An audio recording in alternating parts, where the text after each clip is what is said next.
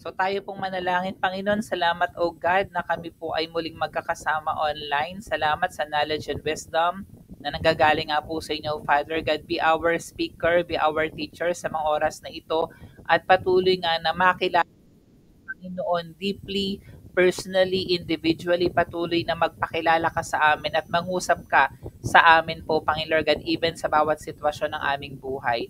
Sa inyo nga, Lord God, ang papurit pagsamba sa pangalan ni Jesus. Amen.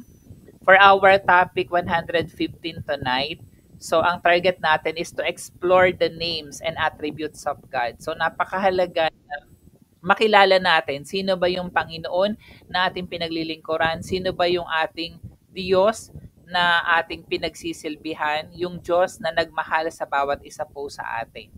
So ang ating pong main verse ay kukuhanin natin sa Matthew chapter 28 verse 19. Sabi dito, Father, Son, and Holy Spirit.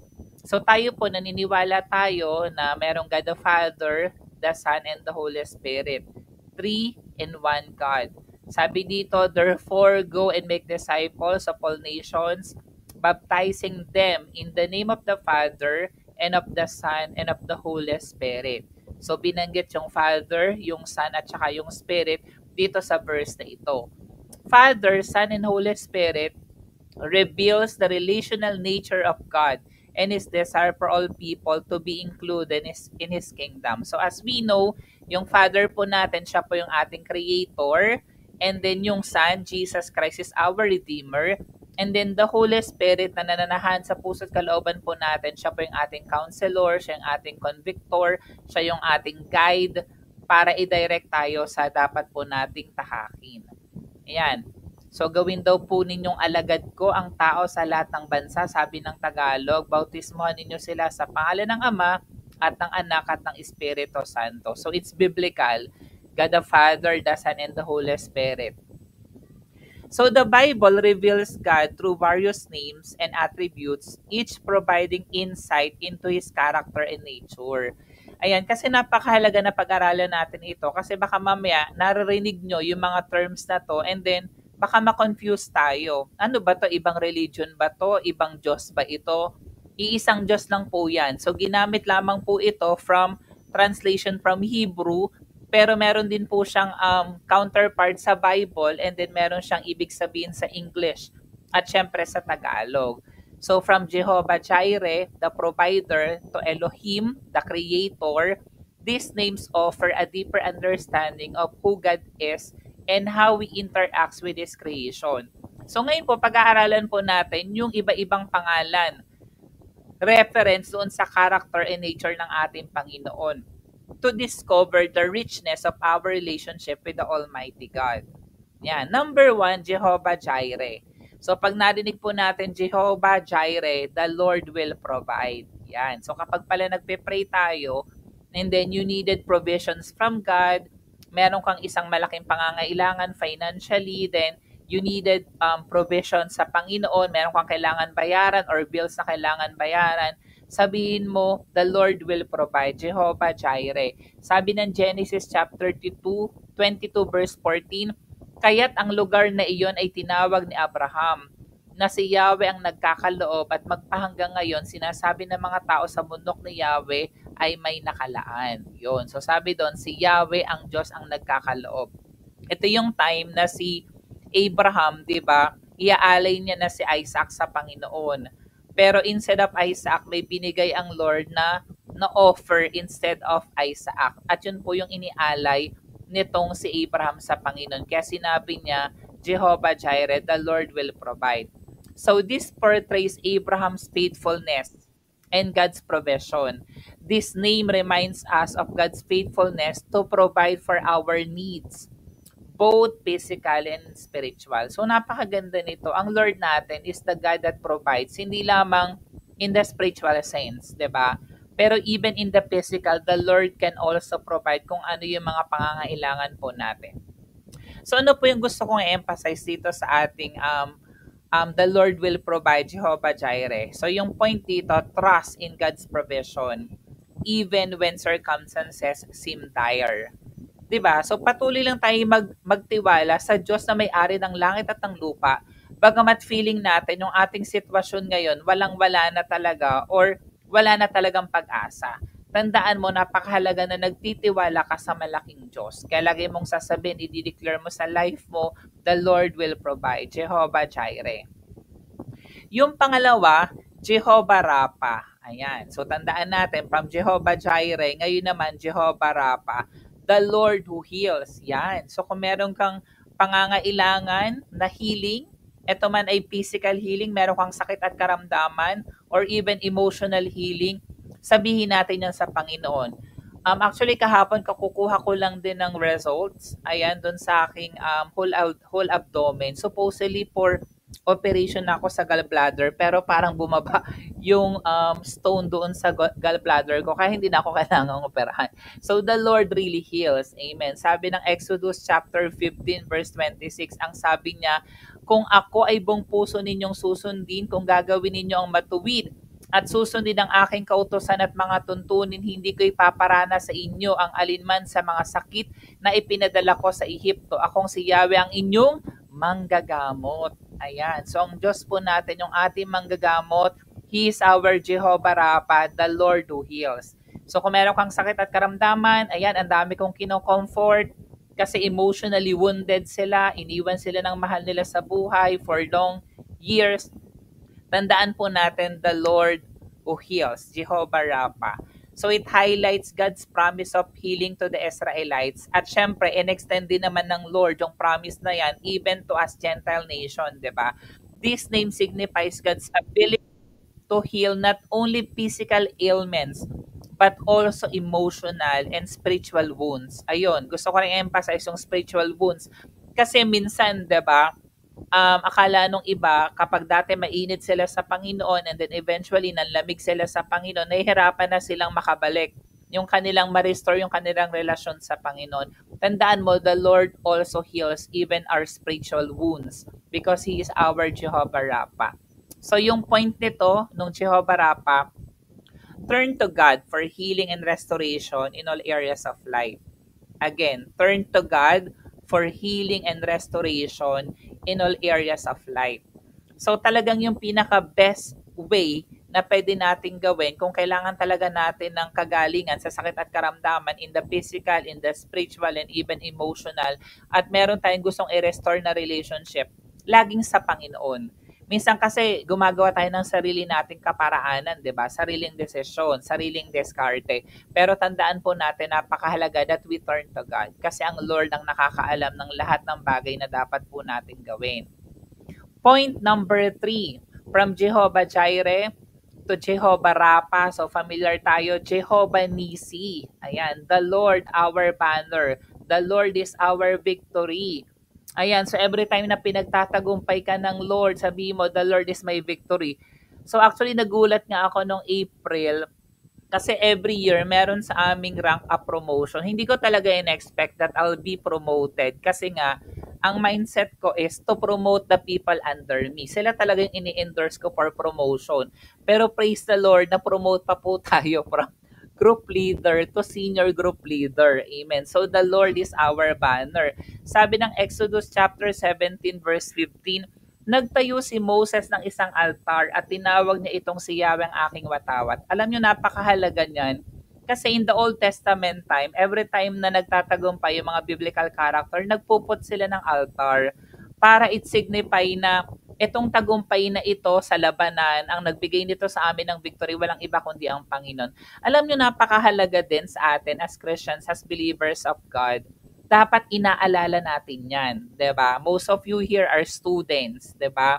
So dapat yung time na gumraduate ka, syempre i-bring back mo yung victory, yung honor sa Panginoon. The Lord our banner, the Lord is my victory. Kasi nabigay naman talaga sa atin ng knowledge, ng wisdom, ng provisions, ng favors, ng skills and abilities, walang iba kundi ang Panginoon. So therefore, dapat lahat binabalik po natin. Celebrates God's victory over the Amalekites. Yun yung ginawa nito ng mga Israelites nung natalo nila yung mga Amalekita. This name signifies God's leadership and protection in the midst of spiritual battles. Alam nyo, napakahalaga nito kasi tandaan mo, ang battle naman natin dito here on earth is not on the physical but on the spiritual. Minsan, we don't realize na may mga pangit or hindi magandang nangyayari sa buhay natin. Hindi naman dahil sa sarili nating kagustuhan, 'di ba? Hindi naman dahil sa yun ng ating dinesisyon or pinili natin. Minsan, gawa yun ng kaaway. Amen. Kaya nga napakahalaga na lagi nating kinokol yung protection, yung covering ng Lord, yung kanyang precious blood, ayan, para mapagtagumpayan natin lahat ng hamon ng buhay at lahat ng mga ginagawa ng kaaway sa ating mga buhay. Again, the Lord is our banner. So yung point dito, trust in God's sovereignty and protection in times of struggle. Ayan, so the Lord is always in control. Always remember that the Lord will always protect us. Kung ano man yung mga spiritual battles na kinakaharap po natin, ayan, ito man po ay gumagamit man yung kaaway ng mga tao to hurt us or even mga sitwasyon or pagkakataon to hurt us. So, dapat po patuloy nating i-lay up ito sa Panginoon because the Lord is our banner. He is our Jehovah Nisi.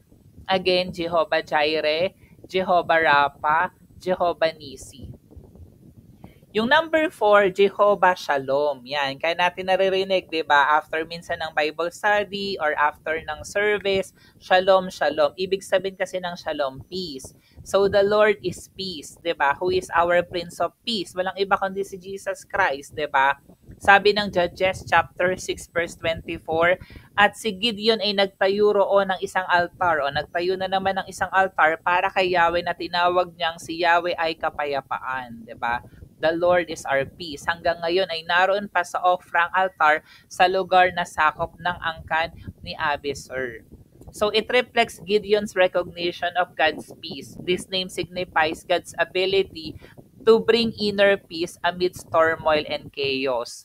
Di ba naalala natin, lagi itong sinasabi kapag sa mga beauty pageant, kung ano yung sagot nila, lagi nilang sinasagot world peace.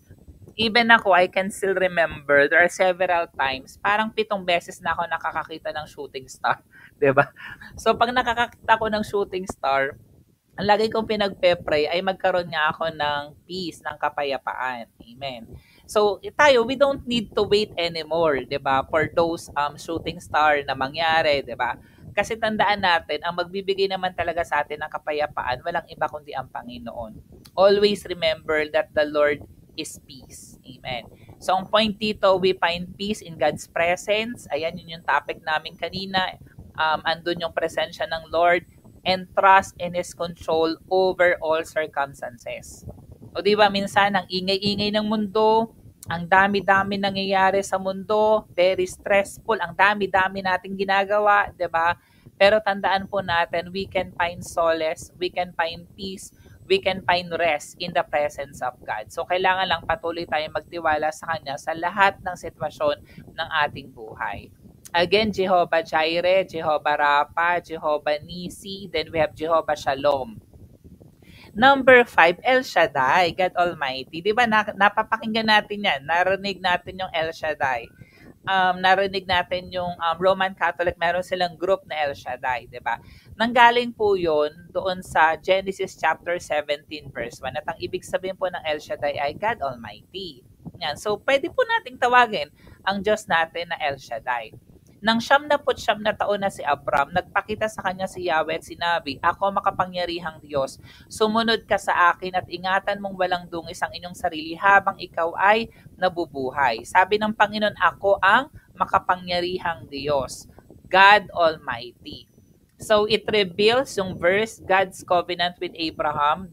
This name also emphasizes God's sovereignty and omnipotence. Ayan, pag sinabi nating sovereignty, the Lord is always in control, 'di ba? So yun po yung pagiging omnipotent ng ating Panginoon. So therefore, dahil in control ang Lord, alam ng Lord ang lahat ng bagay, kung nasaan tayo, naroon ang Diyos. So dapat natin gawin, magtiwala sa makapangyarihang Diyos, 'di ba? Ang point dito, we have to surrender to the Almighty God who has the power over all things. Even in the situations na meron tayong mga questions, even in the situations na doubtful tayo, even in the situation na nahihirapan tayo or napapagod tayo, So dapat isurrender natin sa Almighty God kasi siya ang makapangyarihang Diyos sa lahat. Amen. So everything na nangyayari sa buhay po natin, patuloy nating ilapit sa Panginoon. Amen. Because He is an Almighty God. Again, yung 5 point na tinuro ko sa inyo na attribute ng Panginoon, Jehovah Jireh, the Lord will provide. Jehovah Rapha, the Lord who heals. Yan. So pag nagpe-pray ka, sabihin mo yan sa Panginoon. You are my Jehovah Nissi. The Lord is my banner. He is my victory. Jehovah Shalom, the Lord is peace. And number 5, El Shaddai, God Almighty. Ayan. So ano po yung conclusion natin? Yung mga names and attributes na ating nabasa or napakinggan, we see a multifaceted God who provides, heals, protects, brings peace, and reigns supremely. So ganun ka-powerful ang ating Diyos. Lahat ng ating pangangailangan kayang imit ng Lord. Kasi maybe tonight, kailangan mo ng provision sa Panginoon. Maybe tonight, kailangan mo ng kagalingan in the physical. Kailangan mo ng kagalingan emotional. Or kailangan mo ng protection from other people. Or maaring restless ka, kailangan mo ng kapayapaan. Or minsan kino-question mo yung kapangyarihan ng Diyos kung in control ba talaga ang Lord. 'Di ba? So, kaya po yung sagutin ng Panginoon. As we meditate on these truths, may our faith depend. Yun yung goal natin, lumalim. Lumago pa tayo sa ating pananampalataya sa Diyos. And may we experience the fullness of God's presence in our lives. So napakahalaga niya, ang Diyos ko pala, hindi lang pala siya makapangyarihang Diyos. Kaya rin pala niyang i-provide ang pangangailangan ko. Kaya rin niya pala akong pagalingin. Kaya rin niya pala akong bigyan ng kapayapaan. Kaya rin niya pala akong proteksyonan. So ganun ka-powerful ang Lord. So ano po yung ating application? 3 bagay ang gusto kong iwanan sa atin tonight. So number 1, reflect on the various names and attributes of God in your personal devotions. Yan. Di ba nagko-quiet time ka, nagpe-pray ka, nag-aaral ka ng salita ng Diyos, lagi mong alalahanin yung mga katangian ng Diyos. Ano ba yung kakayahan ng Diyos? Ano ba yung nature ng ating Panginoon? Pangalawa, trust in God's provision. Trust in God's healing. Trust in God's protection. Trust in God's peace in every aspect of our life. Again in every aspect of your life. Kasi minsan, kapag masaya tayo, nakakalimutan na natin ng Diyos, di ba? Or minsan yung iba na masyadong nadadown sa kanilang sitwasyon, nagagalit naman sila sa Diyos. So napakahalaga na in every aspect of our life, whether tayo po ay nasa up, nasa down, or tayo po ay neutral lang. So kailangan patuloy tayo nagtitiwala sa Panginoon. And the last, surrender to the Almighty God and acknowledge His sovereignty over your circumstances. Alam nyo, the very good thing about God is minsan, may mga bagay talaga na pinaparana sa atin ng Lord na hindi na natin kaya, diba? Kasi nare-realize natin na dahil hindi ko na kaya, isusurrender ko na lang sa Panginoon. Kasi alam ko naman na ang Diyos ko, Almighty God, all-powerful God. Diba? So kung ano man yung mga pinagdadaanan mo sa buhay na you feel hindi mo kaya on your own, isurrender mo sa Panginoon. And let the Lord, keep trusting the Lord and let the Lord do the rest sa buhay mo. Amen. So ito yung pangako ng Lord. Ito yung lagi mong tatandaan. Jeremiah 29 verse 11. For I know the plans I have for you. Sabi, sino nagsabi, declares the Lord, alam ng Diyos. O kaya mo bang questionin yung alam ng Diyos? Di ba hindi? Kasi nga, yung knowledge natin, hindi naman katulad ng knowledge ng Lord. Pero malino na sinabi ng Lord, ang plano ng Lord ay to prosper us and not to harm us. Dahil ang plano pala ng Lord sa atin ay to prosper us, not to harm us. Kapag may nangyayari palang bagay sa atin na tayo nasasaktan, nahihirapan, galing kaya yun sa Diyos? Hindi. Galing yun sa kaaway or minsan dahil sa mali nating pagpili or mali nating desisyon sa buhay. Huwag natin isisi sa Diyos kasi ang plano ng Diyos sa atin to prosper us, to bless us, to have us a good life. Plans to give you a hope and a future. So magagandang bagay ang gusto ng Lord na mangyari sa buhay natin. Minsan may pangit na nangyari sa buhay natin dahil sa mali nating desisyon, mali nating pagpili, dahil sa permissive will, na kahit alam natin yung tama, pinili pa rin natin yung mali. Or minsan, ginagawa mo yung tama, pero may ginagamit ang kaaway para saktan tayo, pahirapan tayo, kasi nga tayo mga anak ng Diyos. Amen. Pero hindi man tayo kailanman sasaktan or papahirapan ng Diyos. This promise assures us that God has good plans for our lives. Lagi mo yang tatandaan. plans for prosperity, for hope, and a promising future. It speaks to God's care and intentionality towards His people, offering comfort and assurance in times of uncertainty or difficulty. Tayo pong manalangin. Panginoon, salamat, O God, for this night. Salamat, O Jesus, na patuloy na nagpapakilala ka sa amin sa inyo pong mga different attributes and nature.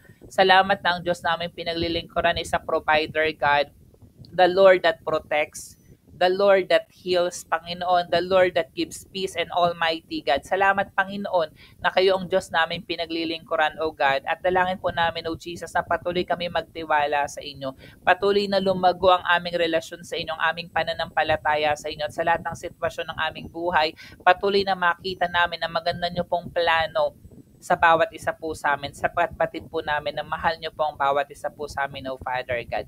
Kaya Lord, salamat for this night sa inyong nga pong papurit pagsamba sa pangalan ni Jesus. Amen.